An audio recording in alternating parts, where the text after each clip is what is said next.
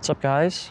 Today's video, we're gonna do a quick one, just talking about if you're in the mindset of buying a Viggen, what is the good things to check over, a few things to take note of before you purchase one or while you're going to look at one to find the right one that fits your needs slash what you're comfortable with in terms of repairs and overall cosmetics. So let's get into that. All right, next we're just gonna do a quick overview of exterior stuff. One thing you wanna look at, this is the biggest thing for me personally, is rust. Now, right over here on the rear fender area, a lot of them, you'll notice rust here if you're in the Northeast or anywhere within the Rust Belt states. This whole section here tends to rust out very frequently. Then also underneath these little side trim pieces, you can find some of them that rust out there because the water will collect through these and just capture the moisture there and just completely rot these areas out. Luckily, I was able to fix mine before it got super bad, but you'll notice over there, that's where you'll find it a lot of the times. But most of the time you find these Viggens, the badges, the Viggen badges, these are unique to the Viggen. That's how you'll notate a Viggen from a regular 9.3. Usually it'll just say SE or it'll be completely blank there. These badges fade out really quick. Mine are brand new. I replaced them when I did all the work to my car. Those are pretty common to go bad, as well as the hood and trunk badges. Make sure that those are clean and, free of, they'll fade over, they'll get like kind of frosty. The grills sometimes are pretty shot. Look out for those. Headlight wipers, 99% of the times these won't work. Mine, I don't think work. Not the biggest end of the world, but if you're looking for a clean one, check the functionality of those, as well as your fog lights. A lot of the times those will go out, and then these grills, because of how low the car sits to the ground, you want to make sure that this is intact. A lot of the time road debris and stuff will kick up into there and knock those screens out, so make sure that those are still there. And then rounding up the exterior of the car, we're just going to talk quickly about wheels. Check the finish of your wheels. Make sure it's free of curb rashing or any sort of crazy oxidization or corrosion. These are the BBSs. Some of them might have these, probably not. They'll be the regular 5 spokes. I'll put it in the corner over here to show you what the stock ones look like, but make sure that the whole edge of the wheel is clean and it's free of corrosion. A lot of them you will find spiderweb cracking because of how soft the metal was that Saab used in the wheels for these. So you hit potholes and bumps, and sometimes the wheels would just soften, right? So they'd crunch in and it would cause the paint to crack because the wheel was compressing.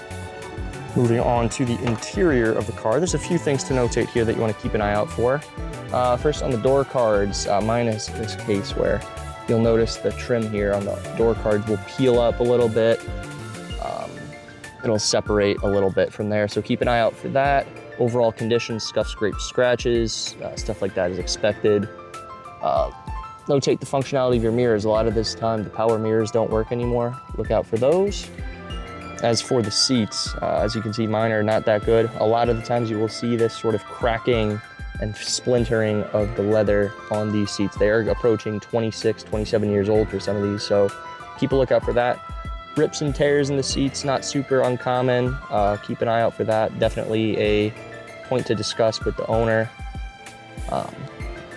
Cleanliness and nicety of the steering wheel and airbag decal. A lot of those will be completely shot when you go to look at yours. Take note of that. Lastly, cracking on the dashboard. Mine is free of cracks, but some of them I have seen start to crack over time. Take note of that as well. Also, factory head unit, if you are in the market for that. These are coming a bit harder to find. A lot of them will have bad head units in them. Keep a note. And in most cases, rear seats will be clean in most of these cars. If it is a coupe, most of them will be completely unused. If it is a 4-door, do check the quality of the back seats. And the same thing with the cards back here that I listed with the front, you want to check for in the back.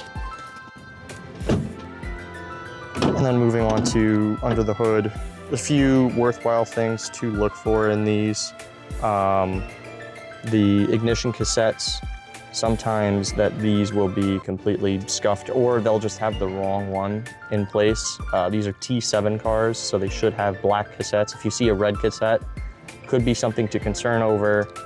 Another thing you will see too on these a lot is underneath here, this little PCV crankcase vent hose will have an oil seep that'll go down the back of the block. Something to note of, the whole PCV system is located underneath here, the intake manifold. A lot of that over the years will come to just seep and weep oil. Just something to take care of. If you look under the car and you do see oil down the back of the engine, 9 out of 10 times it'll be coming from right here. Other things to take note of: power steering. This is your power steering cap, coolant, brake fluid, washer fluid reservoir. Just make sure the fluids are all there. Oil, make sure it is in good condition and it has the proper amount. Big thing. Another thing with these cars, they're prone to sludging. So just take note of that. If the oil looks funky or weird, that could be a cause of concern. Another thing, mine doesn't have it because it got really bad. There is usually a big piece of insulation that sits right here. A lot of the times mice and other rodents will love to live in these spots.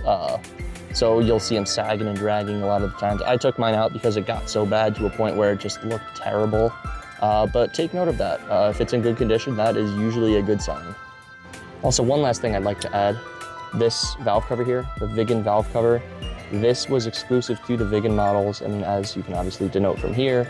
But sometimes what people do is the engines will blow on these and they'll throw in another motor and they'll just slap the Viggen valve cover on top of these. So be extra careful that this is the 2.3 liter B235R engine and not just some 2 liter that someone slapped a Viggen valve cover on. If you care about that kind of stuff, that is one thing to check for, if it has the right engine. Because a lot of the times people have just, these things have been around the block for so long that, people have just thrown engines in them that weren't Saab people.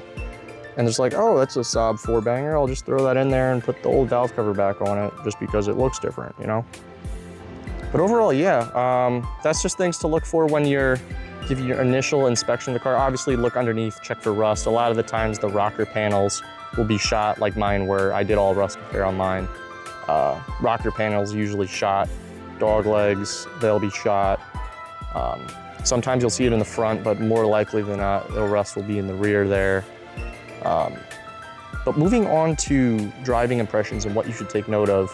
If you're driving and whenever you let off the gas or hit the clutch, you feel a thump or a lunk, it's probably one of your motor mounts or your transmission mounts. It's a fairly common thing to go wrong on these, so don't be super worried if you feel that. It might feel like kind of crazy if you're not expecting it, but it's not a crazy fix. And those are fairly available parts, not a super complicated job. Make sure it's getting into boost. That is another big thing. It might feel lethargic if it's kind of feeling sluggish and you don't feel like the power's kicking in. Sometimes these cars do, like the boost, the turbo lag is there. So if you're used to like modern turbo cars where it hits immediately, this isn't really like that. So don't be shocked if it takes a little while for the turbo to come in, totally normal. But if you don't feel like it's coming on at all and you feel like the car is just kind of a slug, that is an issue. Yeah, that basically does it for today's video. If you have any more tips you'd like to leave in the comments here for other people looking to get a Viggen, feel free to drop that down in the comments. I did just throw a downpipe on it, so I'll throw an exhaust clip in at some point and go over installation, how hard that was. But yeah, if you have any more questions, let me know in the comments. Anything else you want to see with the Viggen questions, other owner testimonials, throw them in there as well. And yeah, I'll see you guys next time. Peace.